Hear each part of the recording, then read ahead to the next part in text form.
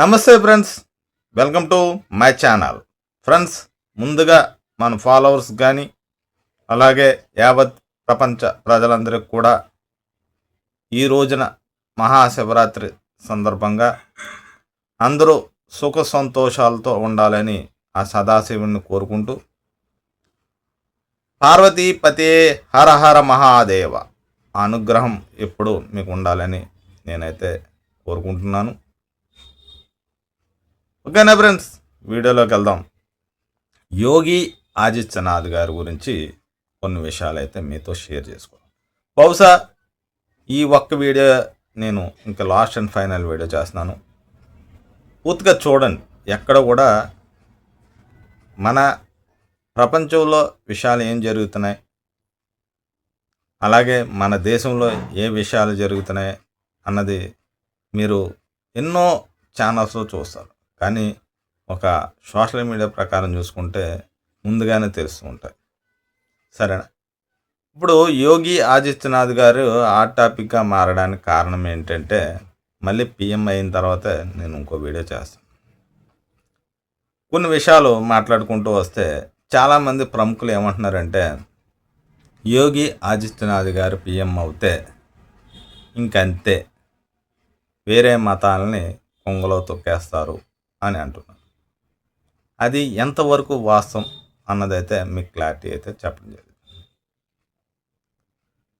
ఒక విధంగా చూసుకుంటే, ఫస్ట్ డెవలప్మెంట్ గురించి చూసుకుంటే, భారతదేశంలోనే అత్యున్నత రాష్ట్రం డెవలప్మెంట్లో ఉత్తరప్రదేశ్. రెండో అంశానికి వస్తే, క్రైమ్కి సంబంధించిన విషయాల్లో తొంగలో తొక్కిన రాష్ట్రం ఏదైతే ఉందో ఉత్తరప్రదేశ్. మూడో అంశానికి వస్తే, దైవత్వం ప్రకారం డెవలప్మెంట్ అయిన రాష్ట్రం ఉత్తరప్రదేశ్. ఆయన ఎప్పుడు కూడా ఒక మతానికే సపోర్ట్ చేయడం, వేరే మతాన్ని తొంగలో తొక్కడం అన్నది ఉద్దేశం కాదు. అది మీరు గమనించాలి.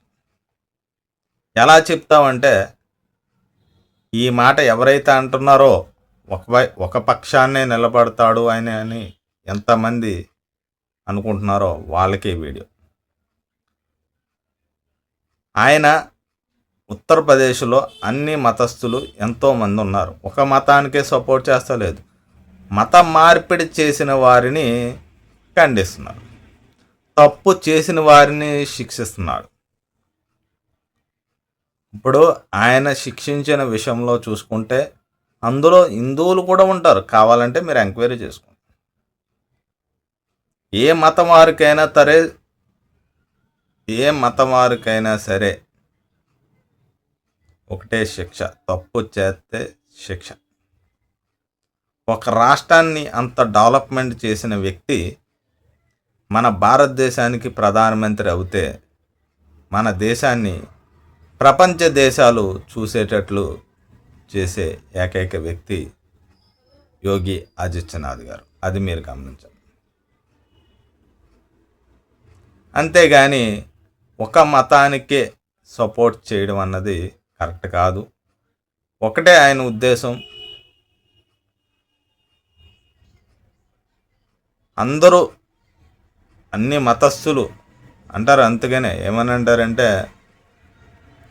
సర్వ సమ్మేళనతో కలిగిన దేశం అంటే సర్వమత సమ్మేళనంతో కలిసిన దేశం భారతదేశం అని దానికి ఆయనే ఏకీపిస్తారు.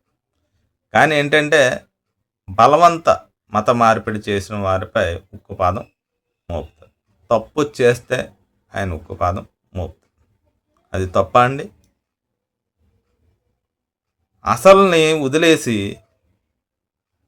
సుతలను పట్టుకొని కొంతమంది ప్రముఖులు మాట్లాడుతున్నారు. అది ఎంతవరకు నిజం చూడండి. ఒక్క రాష్ట్రాన్ని డెవలప్మెంట్ చేసిన వ్యక్తి మన భారతదేశానికి ప్రధానమంత్రి అవుతే ఇంక ఏ విధంగా ఊహించండి ఒకసారి. నేను మళ్ళీ ప్రధానమంత్రిగా చూడాలి అనుకునే వారిలో ఎవరైతే ఉన్నారో వాళ్ళకి మళ్ళీ నేను వీడియో రూపంగా ఆయన ప్రధానమంత్రి అయిన తర్వాత ఖచ్చితంగా ఇంకో వీడియో చేసి అయితే చెప్పడం జరిగింది. ఇంకో విషయానికి వస్తే, ఇప్పుడు కొనసాగుతున్న పార్టీ ఏదైతే ఉందో యోగి ఆదిత్యనాథ్ గారు, ఆ పార్టీ పరంగా వారు సమ్మతించకపోతే ఆయనే వేరే పార్టీ పెట్టి ఆ పార్టీలో నగ్గి మరి మన దేశానికి ప్రధానమంత్రి అయ్యే అవకాశాలు, సూచనలు అయితే కనబడుతుంది. ఇలాంటి విషయాల్ని ప్రపంచవ్యాప్తంగా కానీ మన భారతదేశ వ్యాప్తంగా కానీ ఇలాంటి విషయాల్ని ముందుగానే మీకు తెలియజేస్తూ ఉంటాం. మీలో ఎంతమంది ఆయన్ని స్వాగతిస్తున్నారు ప్రధానమంత్రిగా? ఆయన చేసే మంచి పనుల్ని గుర్తిస్తాం. ఒకవేళ ఇన్ కేస్ మీలో ఎవరైనా ఆయన ఇలా చేశారు అంటే కామెంట్ చేయండి, లేదంటే వీడియో చేయండి, నేను చూస్తాను.